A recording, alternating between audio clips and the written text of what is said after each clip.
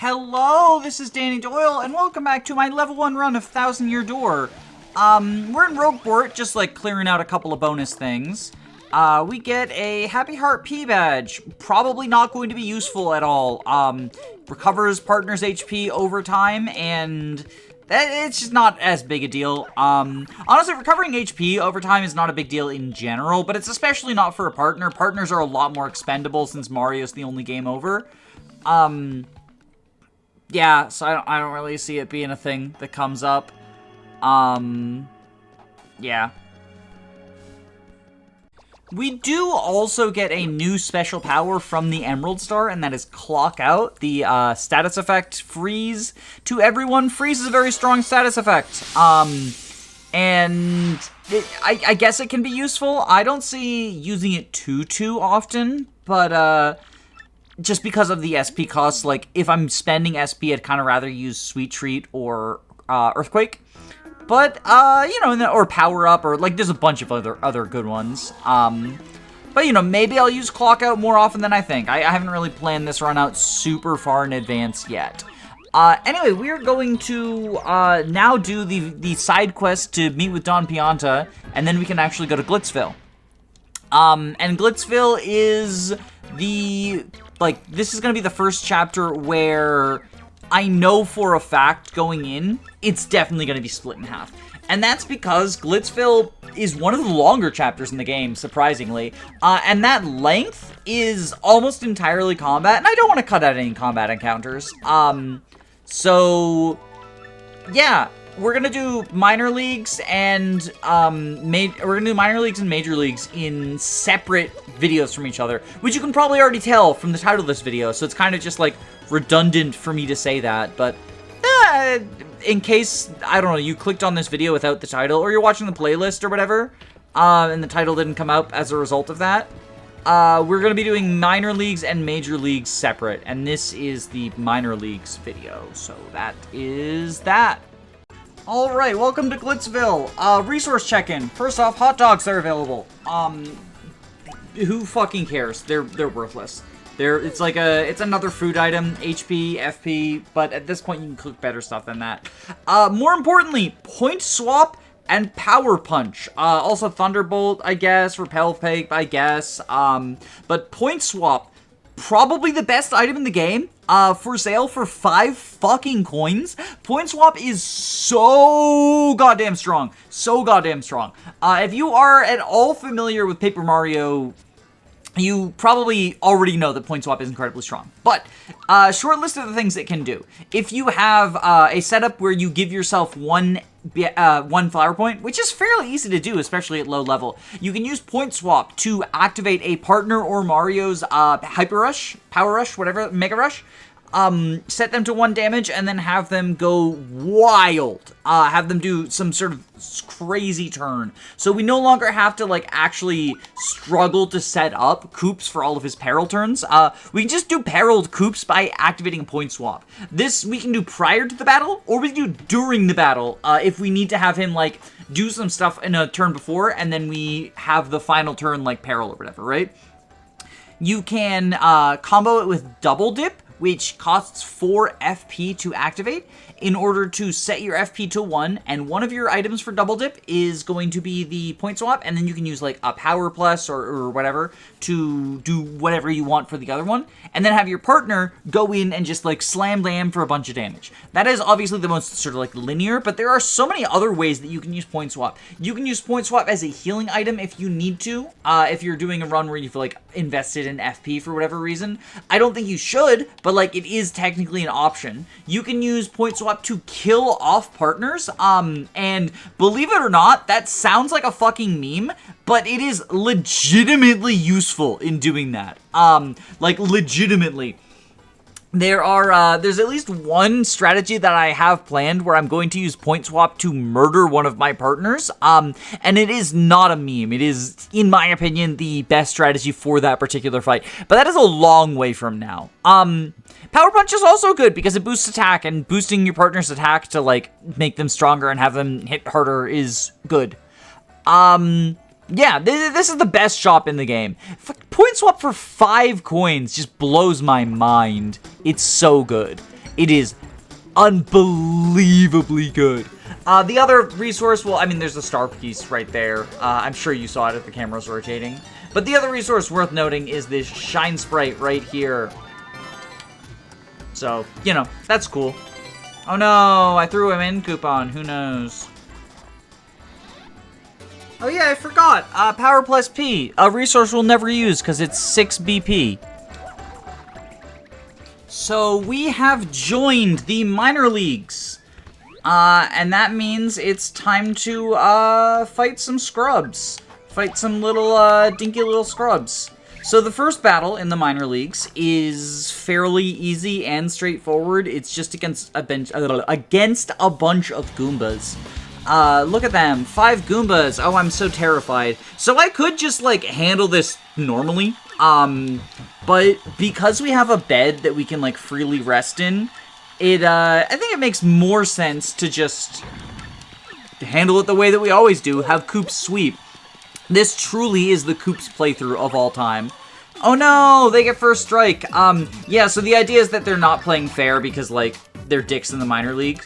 Anyway, for those who are not aware, we are going to have conditionals given for our playthrough, for our matches. And the conditional for this one is always appeal to the crowd at least once. The way that the conditions work is if you fulfill the conditions, then your next match will be against someone higher ranked than you, but if you fail to fulfill the conditions, then your next match will be against someone lower ranked than you. You can only move up in the rankings if you beat someone higher ranked than you. So if you fail to fulfill the condition, you will still move up in the rankings, but your following match, you won't be able to. This does mean, however, that in the title bout against Rockhawk, you can just ignore the condition and it doesn't matter.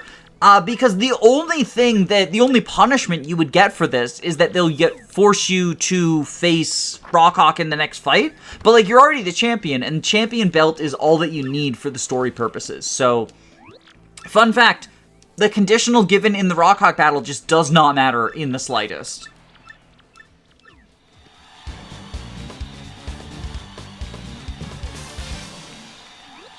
So the next fight is against the KP Koopas, and these are just a bunch of Koopas. They're golden Koopas, but they're still just, at the end of the day, victims of Flurry's Gale Force. I guess I say they're just golden Goombas. Like, they are stronger than regular Koopas. I said Goombas, but I meant Koopas. Koopas. But they are stronger, but they get Gale Force just the same. Ooh. Ooh, you want to be tricky, huh? You want to be tricky, huh? Well, we'll do that then instead. The conditional I got for this fight, the conditionals are random aside from the first one, was don't switch your partners out. They flash on the screen beforehand, so you know what they are, but I didn't change my partners out because I finished in one turn. LTC Gaming.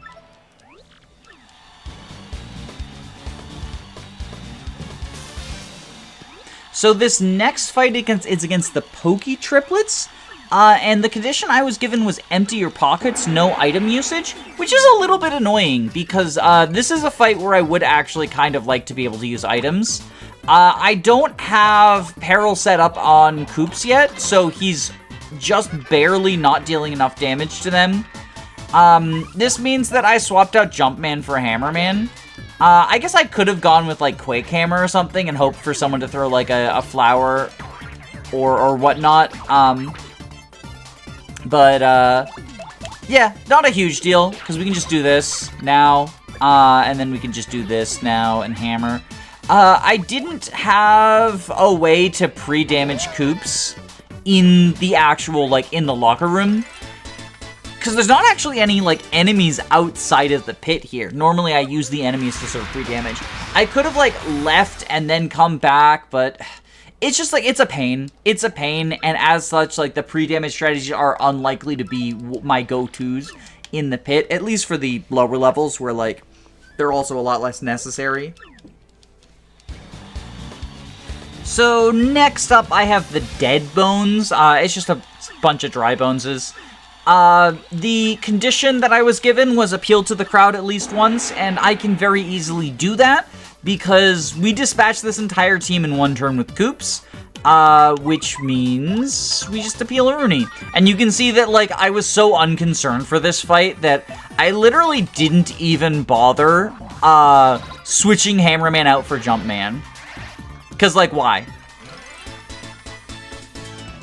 Anyway, that's that fight. Minor leagues are really easy, y'all. Again, I don't want to come off like I'm complaining about the difficulty in a children's game. I get it. I know why it's easy. We're in the early chapters and it's meant for kids. But the minor leagues are kind of a joke. The major leagues at least have some fights that matter. Okay, so next up we have Spike Storm, which is Lakutu and a bunch of Spikies. This is actually a pretty annoying condition that I was given. Let the opponent damage you at least 3 times. So I guess this is my comeuppance for earlier complaining about, oh, oops. Well, I was gonna Gale Force away Lakitu, but I forgot to rest in the bed.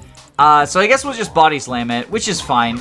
This is my comeuppance for earlier complaining about, the fact that the minor leagues are actually quite easy.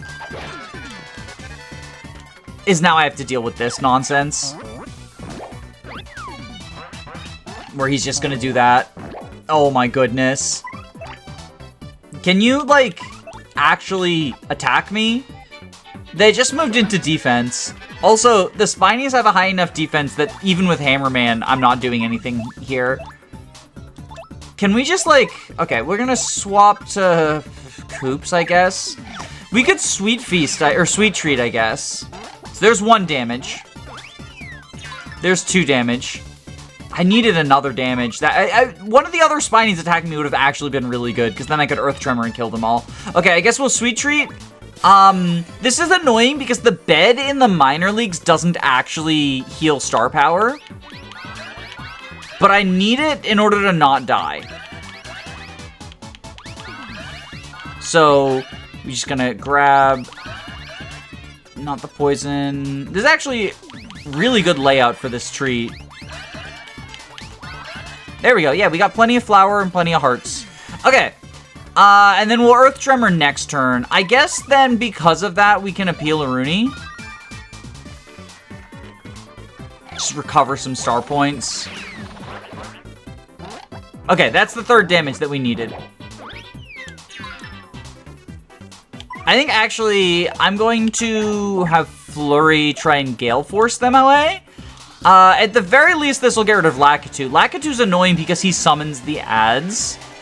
At the very least, he's weak to them, though, because he's in the cloud. Okay, there we go. Yeah, we got rid of all of them. So that's normally how I would take care of things on turn 1, but I was given the stupid get damaged 3 times condition. Which again, like, I could have just beaten the fight and rolled for a better condition on the attacking downwards, but I kind of didn't want to. So we have a new party member now. The egg. Hopefully it'll be useful in battle. We're facing the handed overs. So I think the strategy is just Flurry Gale Force, question mark? Flurry Gale Force tends to solve a lot of the minor leagues. It also solves a lot of the major leagues, to be honest. But it's especially useful in the minor leagues because they tend to be weaker enemies who are like weak to Gale Force. Weak to Gale Force. Yeah, weak to Gale Force. Get yourselves ready to battle! Woo! I actually didn't pay attention. What was the conditional? Don't use special moves. That will be very easy. I'm just going to appeal because the bed doesn't restore special, and then we'll just Gale Force away. And I'm pretty sure we can pretty easily get the bandits as long as I don't fail this action command. Okay, one of them survived. That's fine.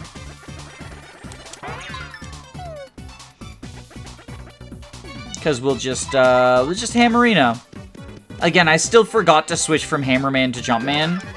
It's not some sort of new meta strategy. I just literally forgot. I'm gonna have to remember to do that in between fights. We might get bingo here. That would be pretty cool. I'm not good at bingo, though. I did not get bingo. the thief is also sad that he can't steal my stuff. He's also sad that I killed him, so, you know, I would be sadder about that, TBH, than the theft, or the lack of theft. That's that fight.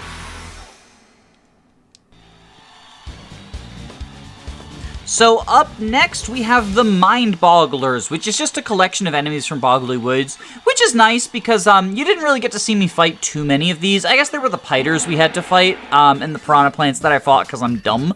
But the Fluffs are new, or they, you know, they're new to you. They were previously in the game. I was told that I need to use a special move, so I've decided to just kill them all in one turn with Earth Tremor. So that'll be the strat for this. I could really have used Earth Tremor to clear whatever, like, problematic group of enemies I ran into. It is, especially for the minor leagues, just kind of an instant win button against general enemies. But, I decided that I wanted to, one, it would be more interesting to come up with strategies that don't just say Earth Tremor lol. Although, I did just kind of say Koops lol. But two, more importantly, I wanted to save special for when the condition required me to use special. So, you know, I was kind of rewarded for that. Anyway, that's that fight. So, this is ever so slightly awkward. I'm facing the Rock Punks next, and the Rock Punks are, or Punk Rocks. The Punk Rocks and or Rock Punks, they're just a bunch of hyperclefs. It's not like a huge deal on its own. The awkward thing is that the conditional is use at least one special move, and normally that would mean just like I use the Earth Tremor, but unfortunately I don't have that option. Oh my god, no, no. They charged too. Oh, I'm so dead if I... Okay. I gotta get this. I forgot to hit the Stylish too. Which was the only reason that I brought her out was for the Stylish. I don't think I hit it though. Yeah, if I'd hit Stylish previously, I would. I guess we'll appeal and hope that Goombella dies. Sorry babe, I love you, but... Yeah, she's dead. Wait, no, is Mario dead? Oh no, the Life Shroom! No, I forgot I had a Life Shroom. Oh, that's such a waste. That's such a waste of a Life Shroom. That's actually such a waste of a Life Shroom. That actually makes me really sad. That actually makes me really sad. I mean, like, it is ultimately fine. This is the result of the Minor League's bed not healing special as well. Like, if the Minor League's bed healed special, then this would be absolutely no problem. We just Earth Tremor kill everyone, right? But because of that, and because I forgot to... It's not even that, like, I missed the timing. I just literally forgot that the reason I was tattling was so that I could mash for, Speaking of mashing, I hit A too fast there. Doesn't matter, we killed. But I wanted to mash for Stylish, and I forgot to do that, so... Goombella had to pay the price, and as a result, my Life Shroom paid the price. That's actually really tragic. Curse you, Grubba. Curse you, Grubba. So, up next, we have the Babomb Squad, and, I decided in between fights to eat all of my Life Shrooms, just to kind of prove that I don't need them for these strategies. I will need them later, but I don't need them right now. I feel bad about the Life Shroom proccing on the previous one, because, like, yeah, it's a little bit, like, a little bit tragic. Because I didn't need it. Anyway, we'll go ahead and appeal a Reno. And I can prove that I don't need it now by eating all of the Life Shrooms and allowing Koops to just get raffle stomped by these Bob-Ombs. This is how you take care of the Bob-Omb Squad, by the way. Suicidal Koops. Once again, Koops is just the fucking MVP. Yes, I know it's sad music, but Koops is a boss, okay? He fucking takes it like a champ. He's so cool. Oh my god, this is the Koops playthrough.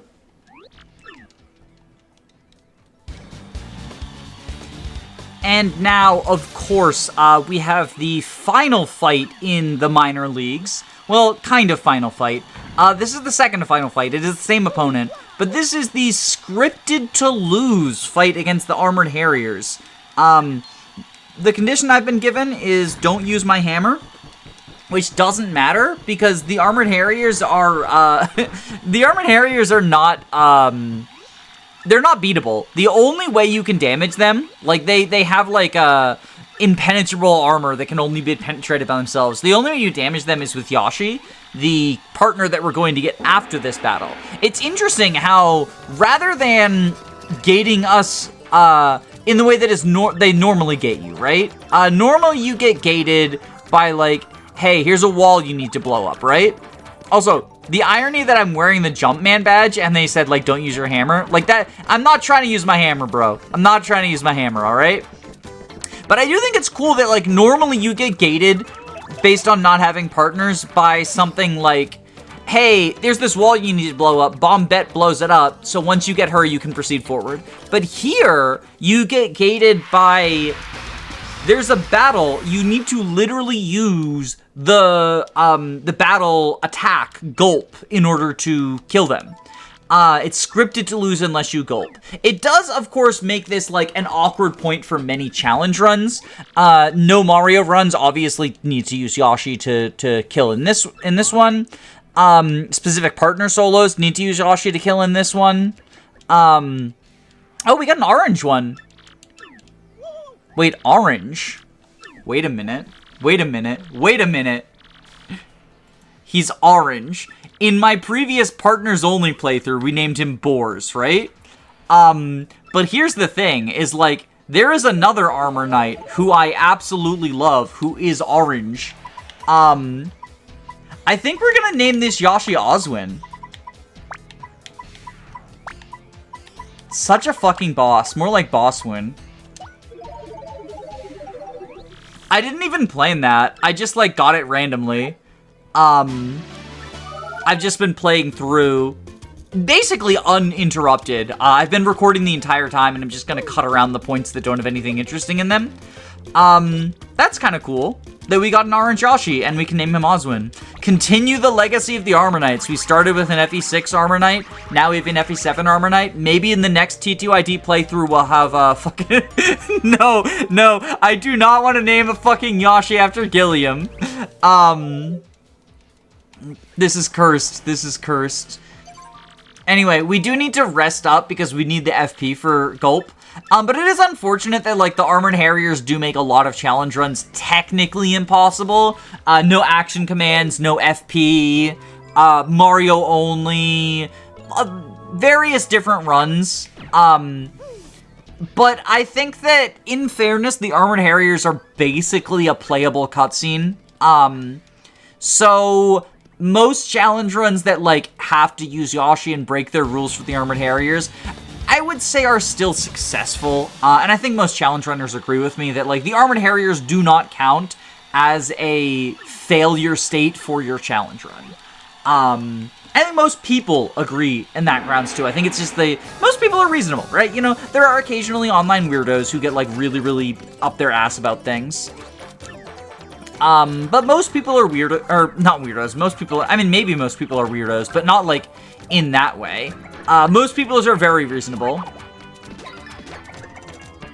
So, like, yeah. I think that, like, thinking of it as a playable cutscene is just sort of the way to go. Because, like, look, there's not even really a lose condition, as long as you have the FP for it. Which I do. I should have used it last turn. It's inefficient. But I guess I appealed, and I was going to have to take an action with Mario anyway. Like, it's not an increase in turns. So, as long as you have, like, either 10 FP or an FP restoring item, there's no way to fail this fight. Well, I guess if you don't know the action command for Gulp, but... My point is that it's basically a playable cutscene. And that's basically the minor leagues. And not just basically, that is the minor leagues. So, like I said at the beginning of this video, I knew that Chapter 3 was going to get cut in half. Minor leagues are definitely shorter. than the major leagues, but I feel like minor versus major is kind of a good cutoff point. So, thank you for watching, thank you for tuning in, hopefully you're enjoying this as much as I'm enjoying playing it, and I hope everyone has a wonderful day. Bye-bye. I guess now that we've done the sort of like playable cutscene introduction for him, I should do a unit review of Oswin. So Oswin is a very, very good unit. He joins you in Chapter 12 of Hector Mode with incredible bases at a time when most of your units do not have very good bases. And he's level 9, so he's actually going to be like on time to promote with the first Night Crest, which, yes, the Cavaliers are competing with him as well, but, like, he's actually a pretty good candidate for it, considering how stinky some of the Cavs can be. Sorry. That's a different Oswin. This Oswin, otherwise known as Yoshi, or Yoshi if you don't pronounce him weird like me, is also a very, very good unit. Arguably the best character, or partner, tied with Goombella. Whereas Goombella's strength is partially her own and partially because she's a dancer and powers up Mario, Oswin's strength, or Yoshi's strength, or Yoshi's strength, if you're weird like me, is entirely his own. He specializes in multi-hit moves, which you wouldn't really understand, you wouldn't really, like, get that as the idea from the tutorial that we just did, where it tutorializes him with Gulp, but Gulp is, like, a weird move. It's his worst move, where he just, like, knocks one enemy at another, and it does piercing damage, which is nice, but it's 4 FP, and it's really conditional. Like, it's got to be the front 2 grounded enemies, so it's not very good.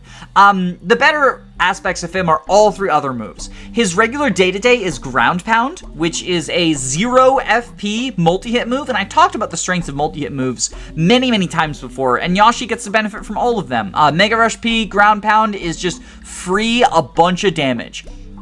Unupgraded, it's a 4-hit, but if you upgrade him to level 2 or super rank, he's a 5-hit, and when you get ultra, he's a 6-hit. And again, like, there are the diminishing returns. Each hit is a little bit less from the boost, but it is still just basically a free way to stack a bunch of damage on a single target. He can also do that at Ultra Rank with Stampede, which is a multi-hit move. It's supposed to only hit grounded enemies, but because of glitchy programming, it just hits everyone. And it is also a multi-hit move. It is 6 hits. So yeah, it's pretty freaking incredible. I think it would still be incredibly good even if it weren't glitched. Like, I still think that Yoshi is very, very powerful. Even if it weren't glitched, I think he would be among the strongest partners, like probably tied with Goombella. And I think that the glitch just benefits him, right? Maybe he would be, like, slightly worse than Goombella kind of definitively, as opposed to where they're currently at, where they're fighting over who's best. The other move is kind of a multi-hit move, Mini Egg. He'll make 3 to 4 eggs, depending on what rank he's at, where he throws them at the enemies, right? And every enemy who he hits, he deals damage to, but also he has a chance to shrink them, which reduces their power, and that can be quite useful for a couple of bosses. I say it's kind of a multi-hit move because when there's multiple enemies, you can't control who's being targeted. It's like it hits the entire group, but it's like random who actually gets hit. So if there's one enemy, if you're facing like a boss where there's only one, first off, it is a multi-hit move, and so it can benefit in the same way that other moves do from any sort of power boost you give him. But second, and perhaps more importantly, it is very, very likely to shrink an individual enemy if you're just facing one enemy. So that's pretty awesome. Yeah, Yoshi's very good. Yoshi is arguably the best partner. I would say, like, tied with Goombella. I don't really necessarily think, like, one is definitively better than the other. He's very, very strong. Goombella obviously gets some of her strength from Mario, so if you're talking about things that they can do on their own, and you kind of discount Rallywink as a result of that, then Yoshi is better. But I also think that is unfair to Goombella because, like, you know, if you talk about things that they do on their own, then Ninian is a very bad unit. But I think Ninian is better than Oswin is a take that anyone can agree with. Anyway, that's the actual end of the video. Sorry about the fake out sign out. I forgot to do a Yoshi unit review, so I decided to just record this in post and attach it to the end of it.